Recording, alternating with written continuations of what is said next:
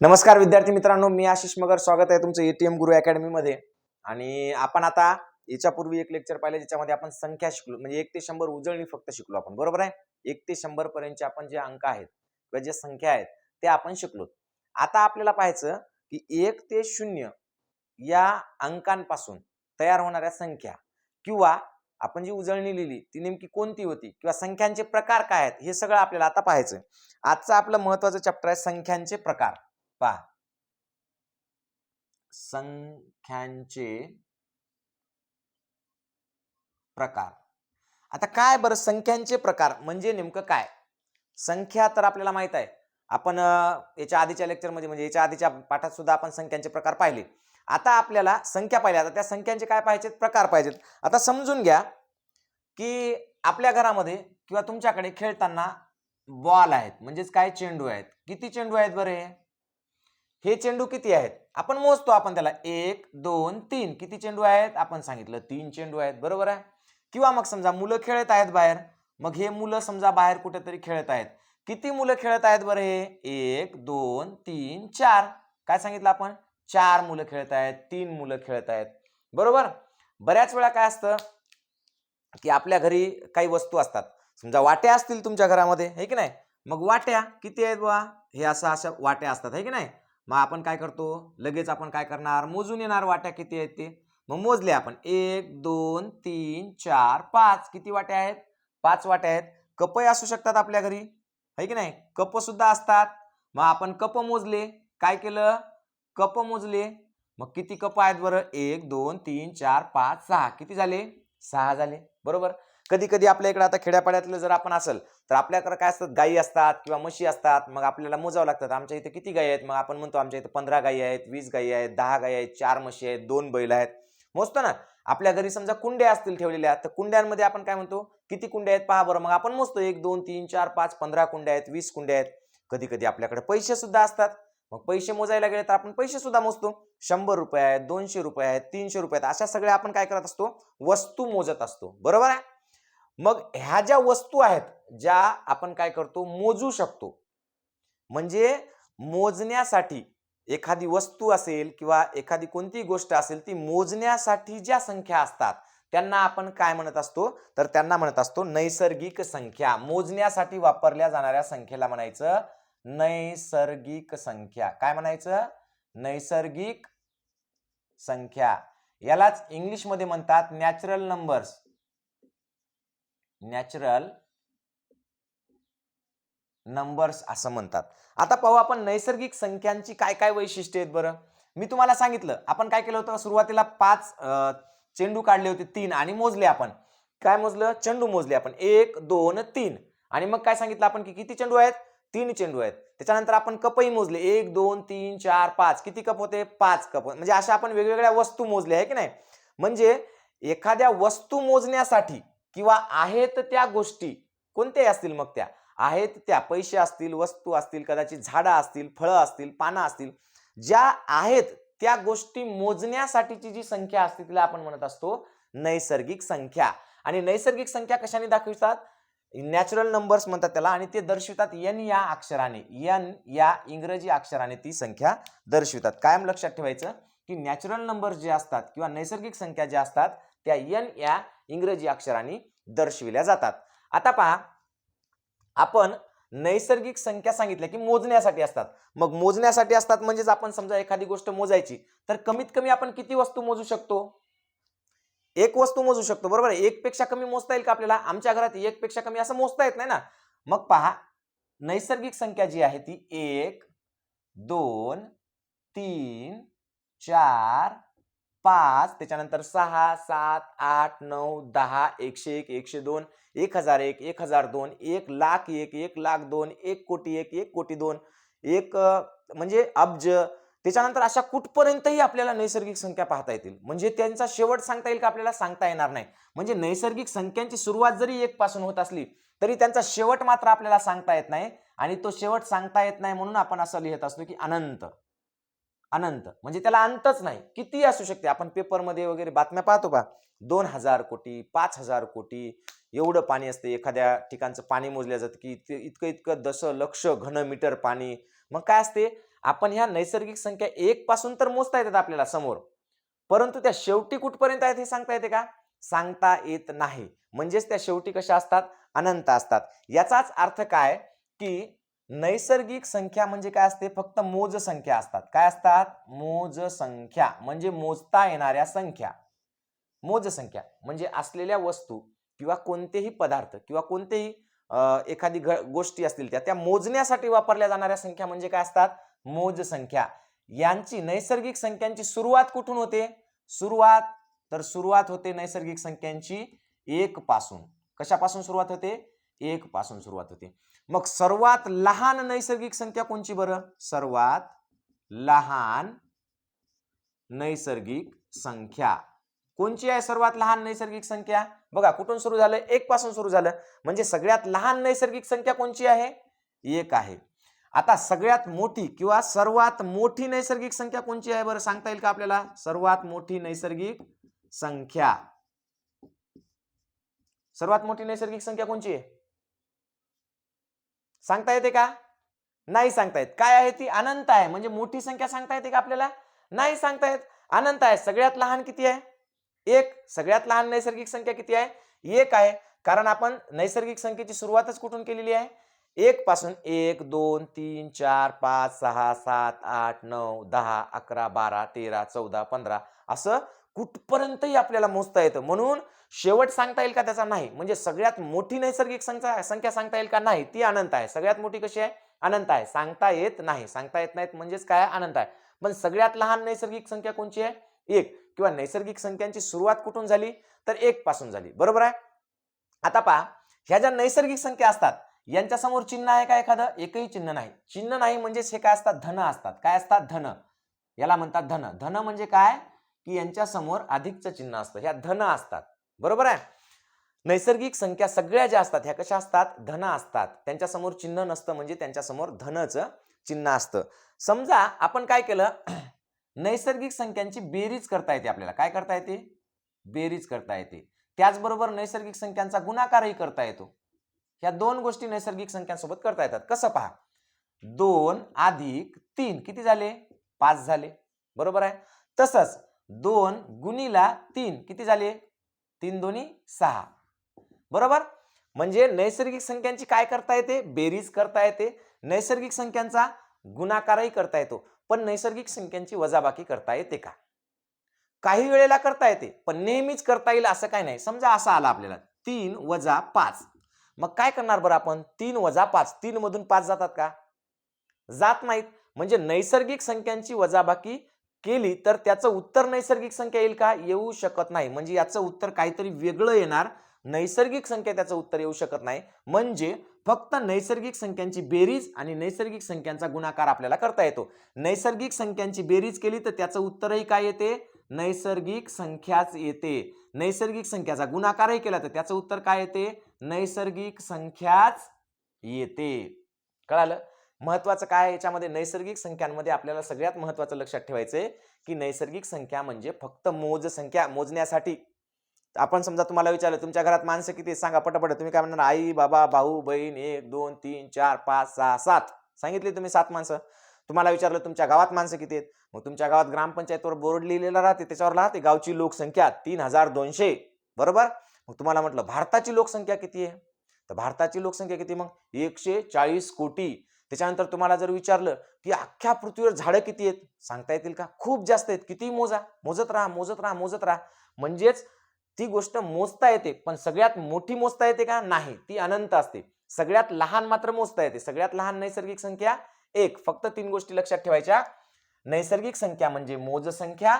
त्यामध्ये नैसर्गिक संख्यांची सुरुवात 1 पासून होते. सर्वात लहान नैसर्गिक संख्या 1. सर्वात मोठी नैसर्गिक संख्या सांगता येत नाही. सांगता येत नाही. सांगता येत नाही म्हणजेच काय असते?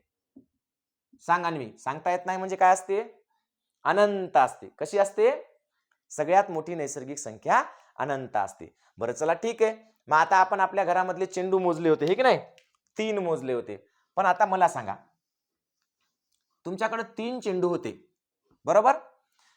आणि तुमचे तिन्ही चेंडू हरवले खेळता खेळता. किती होते तुमच्याकडे? 3 चेंडू होते. 1 2 3 3 असे चेंडू होते तुमच्याकडे.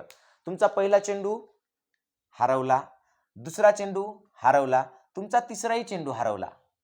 आता तुमच्याकडे चेंडू किती राहिले? किती राहिले? काहीच नाही राहिलं. मग काहीच नाही राहिलं तर ते दर्शवायचं कसं? दाखवायचं कसं? आता माझ्याकडे काहीच नाही. समजा तुम्हाला विचारलं तुमच्या खिशात पैसे किती आहेत? तुमच्याकडे 10 रुपये असतील तर तुम्ही दाखवणार माझ्याकडे 10 रुपये आहेत, माझ्याकडे 5 रुपये आहेत, 2 रुपये आहे, 1 रुपया आहे. पण तुमच्याकडे पैसेच नाहीत. मग तुम्ही काय म्हणणार? तुमच्याकडे किती पैसे आहेत? तुम्ही काय म्हणणार? माझ्याकडे पैसे काहीच नाहीत. मग काहीच नाहीत कसं दाखवायचं? नैसर्गिक संख्येमधून दाखवता येईल का आपल्याला काहीच नाही म्हणून? दाखवताच येणार नाही, कारण सगळ्यात लहान नैसर्गिक संख्या किती आहे? 1 आहे. सगळ्यात मोठी किती आहे? अनंत आहे. सांगता येत नाही. मग आपल्याकडं काहीच नाही हे आपण कसं सांगायचं? मग लोकांना वाटलं अरे ह्या नैसर्गिक संख्या तर कमी पडल्या, आपल्याला काहीतरी वेगळं अजून लागणार आहे की जे आपल्याला दाखवता आलं पाहिजे की काहीच नाही हे सुद्धा दाखवायसाठी काहीतरी आपल्याकडे असलं पाहिजे. तुमच्या घरात बैल किती आहेत? समजा आपल्याकडे बैलच नसतील, मग आपण काय म्हणणार? बैल नाहीत.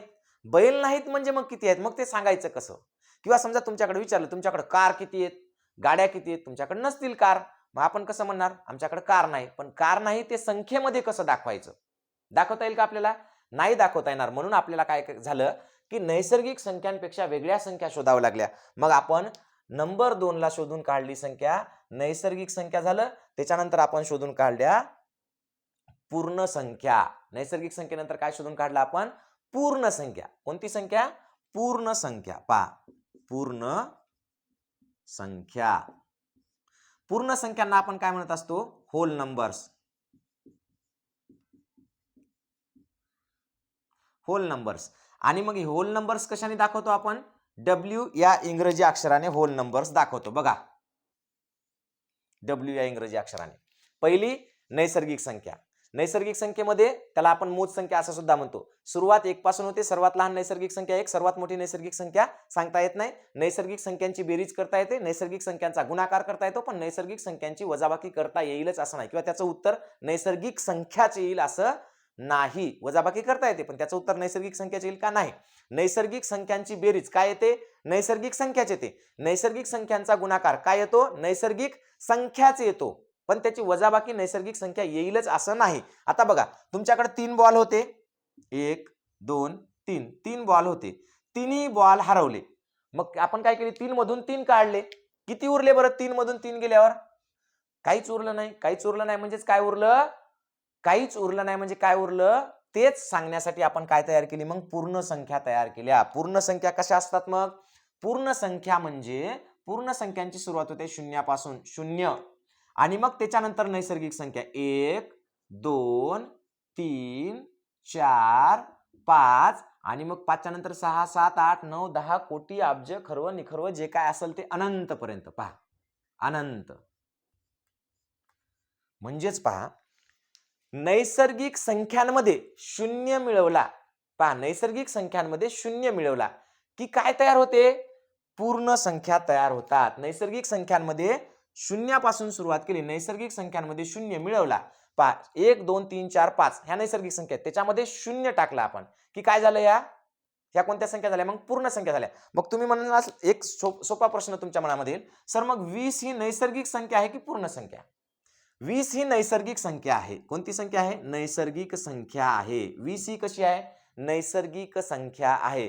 कारण 20 मोजता येतात आपल्याला. समजा आपल्याकडे 20 गाय आहेत. 1 2 3 4 5 6 7 8 9 10 11 12 13 14 15 16 17 18 19 20. मग 20 काय आहे? नैसर्गिक संख्या आहे.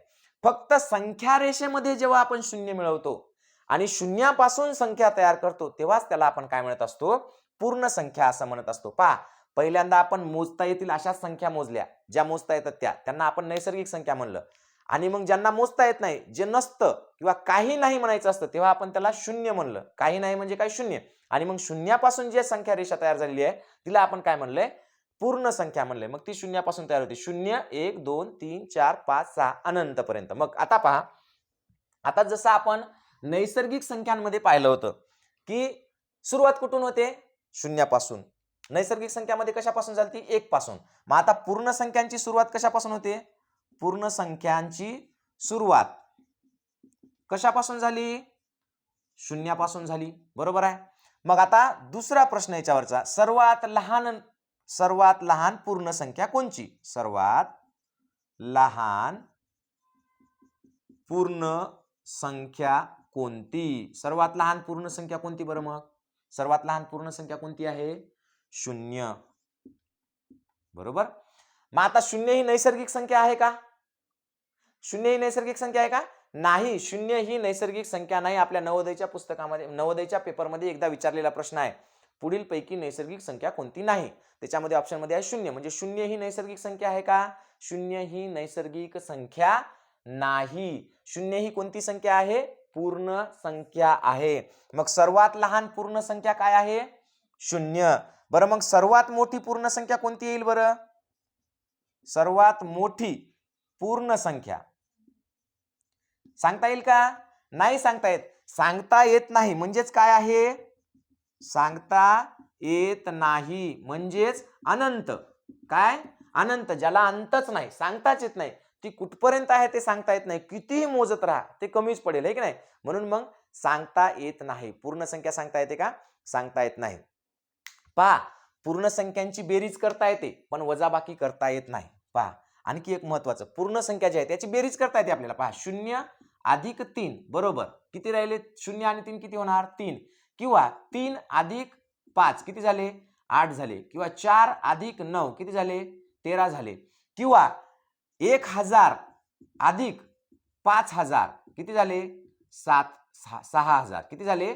6000 झाले. 1000 आणि 5000 किती झाले? 6000 झाले. म्हणजे याची बेरीज करता येते. काय करता येते? बेरीज करता येते. पण वजाबाकी करता येईलच असं नाही. वजाबाकी करता येईलच असं काय का? 0 वजा 5. काय लिहिणार आपण? 0 वजा 5 आहे का? याच्यामध्ये लिहिता येते का आपल्याला? नाही लिहिता येत. 0 वजा 5चं उत्तर याच्यात येतं का? नाही येत. मग आता काय करायचं? कधी कधी असं होतं की ज्याची वजाबाकीच करता येत नाही. मग आपण काय करणार? मग आपल्याला आता याच्यापेक्षा काहीतरी वेगळ्या संख्या शोधाव्या लागतील. बरोबर आहे. जसं आपल्याला 3 मधून 3 गेले, चेंडू आपल्याकडे 0 राहिले होते. मग 0 नैसर्गिक संख्यात येत नाही म्हणून आपण शून्यासह काही संख्या तयार केल्या, त्याला आपण काय म्हणलं? पूर्ण संख्या म्हणलं. बरोबर. आता पूर्ण संख्यामधून सुद्धा आपण वजाबाकी केली आणि काहीतरी आपण वजाबाकी केली आणि आपल्याकडे त्याचं उत्तरच भेटत नाही. मग आता आपल्याला आणखी कोणत्या तरी संख्येची गरज लागणार की बाबा आता कसं करायचं? मग आपण याचं उत्तर कशात लिहायचं? ते याचं उत्तर याही संख्येमध्ये नाही, म्हणजेच नैसर्गिक संख्येमध्ये नाही, पूर्ण संख्येमध्ये नाही. मग आता आपल्याला अजून कोणत्या संख्या लागतील की याचं सुद्धा उत्तर आपल्याला लिहिता आलं पाहिजे. बरोबर आहे. आता समजा तुम्हाला साधं उदाहरण सांगतो मी. तुम्ही दुकानात गेलात, तुमच्याकडे 5 रुपये आहेत. किती रुपये आहेत? 5 रुपये. तुम्ही 5 रुपयाचा एक बिस्किटचा पुडा घेतला, पार्लेजी बिस्किट घेतले तुम्ही. 5 रुपये दुकानदाराला दिले आणि एक बिस्किटचा पुडा घेतला. 5 रुपये कोणते दिले तुम्ही? हे म्हणजे मोजता आले पाहिजे. 1 2 3 4 5 म्हणजे तुम्ही नैसर्गिक संख्येतले 5 रुपये त्याला दिले. बरोबर आहे. आणि मग त्यांनी तुम्हाला बिस्किटचा पुडा दिला आणि तुमचे 5 रुपये संपले. मग तुमच्याकडे किती रुपये राहिले? 0 रुपये राहिले. नैसर्गिक संख्येमध्ये 0 लिहिता येत नाही म्हणून आपण 0 तयार करून, म्हणजे 0 संख्या रेषेमध्ये 0 टाकून आपण कोणत्या संख्या तयार केल्या? पूर्ण संख्या. पण आता समजा बिस्किटच्या पुड्याची किंमत वाढली. बिस्किटचा पुडा आता 7 रुपयाला आहे. किती रुपयाला आहे? 7 रुपयाला. तुमच्याकडे 5 रुपये आहेत. मग तुम्ही दुकानदाराला 5 रुपये दिले आणि तुम्ही सांगितले की मला बिस्किटचा पुडा द्या. दुकानदार काय म्हणेल? ठीक आहे, पण आता माझे तुझ्याकडे 2 रुपये राहतील. बरोबर आहे. आता याच्या खिशात आहेत का ते पैसे? नाहीत. म्हणजे आपल्यावर असलेली उधारी कशी दाखवायची आपण? बरोबर. जी गोष्ट आपल्याकडे नाही पण आपल्याला ती देणे आहे, ही कशी दर्शवायची? या दोन्ही संख्येमध्ये नाही. मग पुन्हा आणखी प्रश्न पडला की आता या दोन संख्येमधून सगळ्याच गोष्टी होत नाहीत. मग आपल्याला काहीतरी आणखी एक नवीन संख्या घ्यावी लागणार. मग आपण एक नवीन संख्या तयार केली जिचं नाव आहे पूर्णांक संख्या. कोणची संख्या? पूर्णांक संख्या. पहा, पूर्णांक संख्या कशी तयार झाली? मग पूर्णांक संख्या अत्यंत महत्वाची आहे. पहा, 0 याच्यानंतर 1 2 3 4 5 आणि हे इकडं अनंत. कुठपर्यंत? आपल्याला त्याचा अंतच लागणार नाही. मग आता याच्यामध्ये फक्त नैसर्गिक संख्या होत्या मोजता येण्यासारख्या. मग त्याच्यात आपण 0 काही नाही दर्शविण्यासाठी आपल्याकडे काही नव्हतं म्हणून 0 टाकून पूर्ण संख्या तयार केल्या. आता त्याच्यामध्ये आपल्यावर जी उधारी झाली किंवा आपल्याला जे देणं लागतं ते दर्शविण्यासाठी आपल्याला आणखी आपण काय केले? संख्या रेषेमध्ये बदल केला. मग आपण 1 2 3 4 5 असं लिहिलं आणि याला चिन्ह दिलं ऋणचं. कोणचं चिन्ह दिलं? ऋण चिन्ह दिलं. 1 2 3 4 5 आणि हे असं मग इकडे कुठपर्यंत येईल. मग हे आता इकडे अनंत असेल. काय असेल? अनंत. म्हणजे शेवटची संख्या सांगता येईल का ऋणची? सांगता येणार नाही. ज्याप्रमाणे इकडे उजवीकडे अनंत आहे त्याचप्रमाणे इकडे डावीकडे सुद्धा अनंत. मग -100 -लाख -कोटी किंवा ऋण 100 ऋण 500 ऋण 1000 ऋण लाख ऋण कोटी असं ऋण कुठपर्यंत आहे. बरोबर. मग आता याला काय म्हणायचं? याला म्हणायचं पूर्णांक संख्या. पहा काय म्हणायचं याला? पूर्णांक संख्या. म्हणजेच पूर्णांक संख्या ही कशी तयार होते? तर पूर्णांक संख्या पहा, ऋण संख्या, बरोबर आहे. ह्या ऋण संख्या आहेत. कोणत्या? ऋण 1 ऋण 2 ऋण 3 ऋण 3 ऋण 4 ऋण 5 म्हणजेच काय? -1 -2 -3 -4 -5 म्हणजे ऋण संख्या. अधिक इकडे काय आहे? धन संख्या. काय आहे? धन संख्या. म्हणजे पहा +1 इथं चिन्ह नसते म्हणजेच काय असते? अधिकचं चिन्ह असते. कोणतं चिन्ह असते? अधिकचं. म्हणजेच -1 -2 -3 -4 -5 आणि अनंत पर्यंत. आणि ऋणही नसलेला आणि धनही नसलेला म्हणजे हा शून्य. ऋणही नसतो आणि धनही नसतो म्हणजेच काय असतो? हा फक्त शून्य असतो. काय असतो? शून्य. म्हणजेच पहा की पूर्णांक संख्या कशी तयार होते? ऋण संख्या, शून्य आणि धनसंख्या मिळून काय तयार होते? पूर्णांक संख्या तयार होते. पूर्णांक संख्या तयार होते. कळालं? मग आता याच्यावर काही महत्वाचे प्रश्न तयार होतात. पहा, सगळ्यात मोठी पूर्णांक संख्या सांगा. पहा बरं, सगळ्यात मोठी पूर्णांक संख्या. सगळ्यात मोठी पूर्णांक संख्या सांगता येईल का? पहा बरं, 1 2 3 4 5 6 7 8 9 10 11 12 13 14 1 कोटी अब्ज खर्व निखर्व पद्म महापद्म किती पुढे मोजत जा. म्हणजे सगळ्यात मोठी पूर्णांक संख्या सांगता येईल का? सांगता येत नाही. म्हणजेच काय असणार? ती अनंत असणार. बरोबर. सगळ्यात मोठी पूर्णांक संख्या सांगता येत नाही. बरोबर. त्याचबरोबर मला सांगा, सगळ्यात लहान पूर्णांक संख्या सांगता येते का? पूर्णांक संख्या, सगळ्यात लहान पूर्णांक संख्या बघा इकडून इकडे जाते, ही पण सांगता येईल का? नाही. सगळ्यात लहान पूर्णांक संख्या सांगता येत नाही. म्हणजेच काय आहे? अनंत आहे. बरोबर. पण आता लक्ष द्या, महत्वाचं विचारतो, सगळ्यात लहान धन पूर्णांक. पहा काय विचारलं मी? सगळ्यात लहान धन पूर्णांक संख्या कोणती? सगळ्यात लहान धन पूर्णांक संख्या कोणची आहे सांगा बरं? सगळ्यात लहान धन पूर्णांक संख्या कोणची आहे? 1. सगळ्यात लहान धन पूर्णांक संख्या कोणची आहे? 1 ही सगळ्यात लहान धन पूर्णांक संख्या आहे. तसं सगळ्यात मोठी ऋण पूर्णांक संख्या कोणची आहे बरं? सगळ्यात मोठी ऋण पूर्णांक संख्या, सगळ्यात मोठी ऋण पूर्णांक संख्या कोणची आहे? ही आहे. पहा कोणची आहे? सगळ्यात मोठी ऋण पूर्णांक ही, म्हणजेच काय? -1 ही सगळ्यात मोठी ऋण पूर्णांक संख्या आहे. आता बऱ्याच जणांना असा प्रश्न पडतो की सर ऋण 5 पेक्षा ऋण 1 मोठं कस काय? बरोबर आहे. समजा ऋण 5 पेक्षा ऋण 1 मोठी कस काय? संख्या रेषेवर उजवीकडे जे आहे की नाही, उजवीकडे संख्या कशा होत जातात? मोठ्या. कशा होत जातात? मोठ्या होत जातात उजवीकडे. म्हणजे इकडे उजवीकडे जसं जसं जाऊ तसं संख्या मोठ्या होत जातात.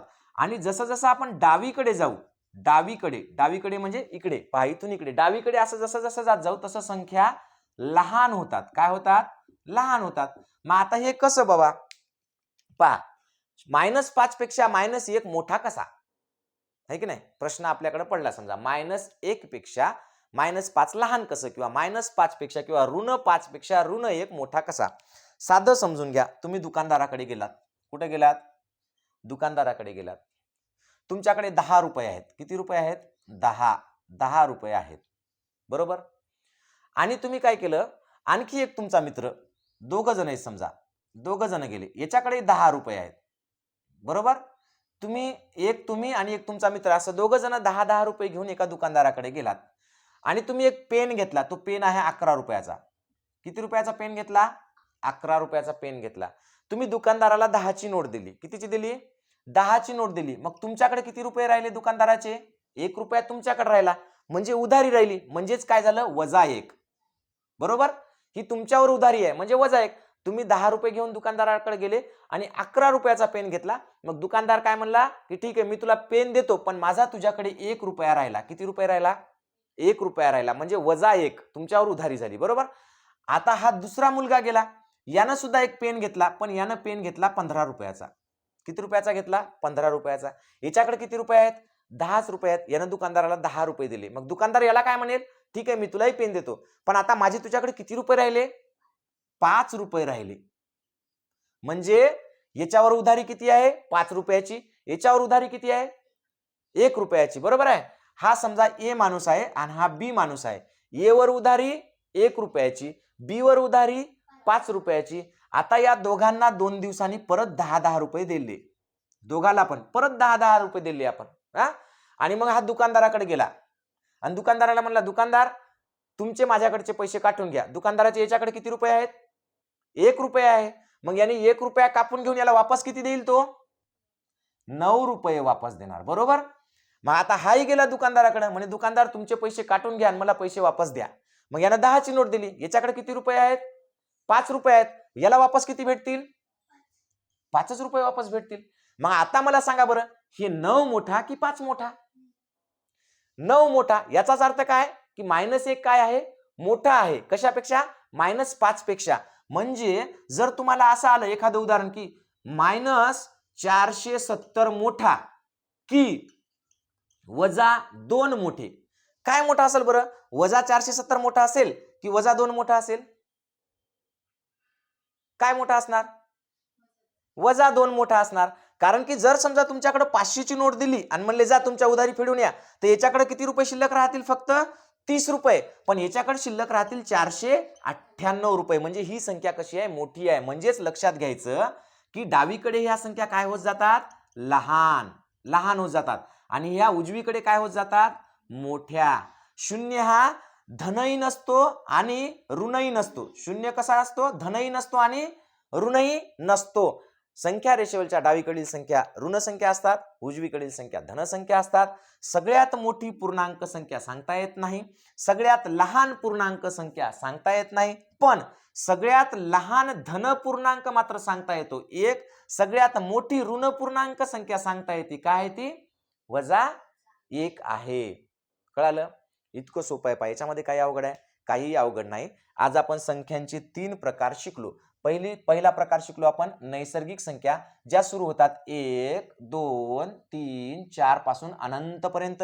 दुसरा संख्या शिकलो आपण पूर्ण संख्या. पूर्ण संख्या म्हणजे काय? शून्यापासून सुरुवात करतो. 1, 2, 3, 4 अनंत. आणि तिसरा आपण शिकलो पूर्णांक संख्या. पूर्णांक संख्या म्हणजे काय? तर 0 अधिक धन पूर्णांक आणि अधिक काय? ऋण पूर्णांक. हे ऋण पूर्णांक. म्हणजेच ऋण पूर्णांक, 0 आणि धन पूर्णांक या तिन्हींची मिळून कोणती संख्या तयार होते? पूर्णांक संख्या होते. आणि पूर्णांक संख्येमध्ये आपण 3 गोष्टी करू शकतो. पहा, कोणत्या 3 गोष्टी करू शकतो? बेरीज, वजाबाकी आणि गुणाकार. या तीनही क्रिया या संख्येमध्ये करता येतात. पूर्णांक संख्यामध्ये फक्त याच्यामध्ये भागाकार करता येत नाही. म्हणजे करता येऊ शकतो आणि कधी कधी करताही येत नाही. तर मग भागाकार करण्यासाठी आपल्याकडे काय आहे? ती पुढची संख्या प्रकार आहे. सगळ्यात महत्वाचे हे 3 प्रकार आहेत: नैसर्गिक संख्या, पूर्ण संख्या, पूर्णांक संख्या. हे तीनही अगदी साध्या सोप्या व्यवस्थित पद्धतीने तुम्हाला मी सांगितलेलं आहे. तरी याच्यावर काही अडचण असली तर मला तुम्ही कळवू शकता. त्याचबरोबर आपण याच्यावरची उदाहरणं सुद्धा नंतर पुढे पुढे पाहणारच आहोत. सध्या फक्त लक्षात ठेवायचं, पूर्ण नैसर्गिक संख्या म्हणजे मोजणाऱ्या संख्या, पूर्ण संख्या म्हणजे त्याच्यामध्ये 0 मिसळून, आणि अपूर्णांक संख्या. अपूर्णांक संख्या म्हणजे काय? पूर्णांक संख्या. पूर्णांक संख्या म्हणजे काय? तर -1, -2, -3, -4 सहित, हे की नाही? म्हणजे ऋण संख्या, 0 आणि धन संख्या हे तिन्ही मिळून काय तयार होतात? पूर्णांक संख्या तयार होतात. चला तर मग इथं थांबूयात आपण. धन्यवाद.